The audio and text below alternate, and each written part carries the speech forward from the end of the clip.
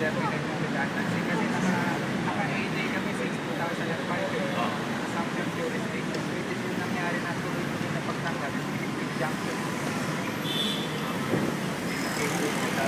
Nagpa-perform na. So, okay naman kayo, wala kayong reklamo sa kanila? Hindi naman siguro kami nakakampa ng dito kanina eh. Nangyari dito.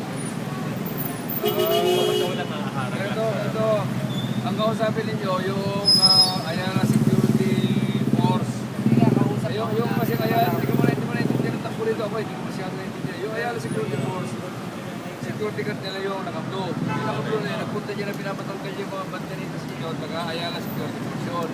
Hindi MIB yun, hindi na PLCT. Kasi kami, nandito lang kami. Yun lang yun.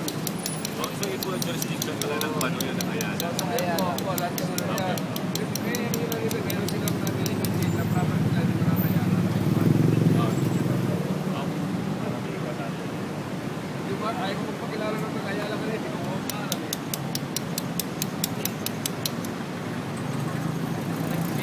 Sabi ko yung mga namin, kung gamitin dito na pagkakita na Sabi ko lang yung sa police.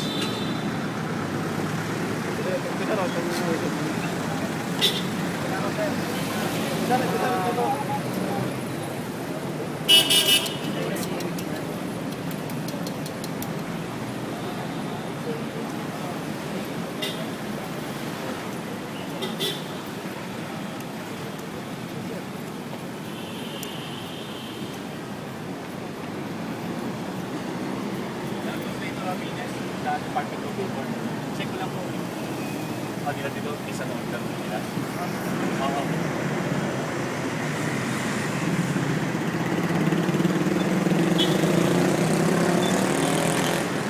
Sino pong commander po natin dito, sir? Sa emergency user.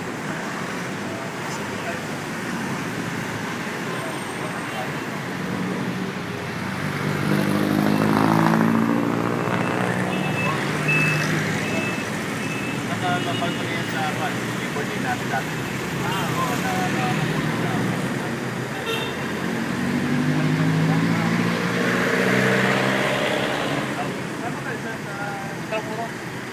office na po tayo. So, pinapacheck lang po namin kung okay naman po yung visa ng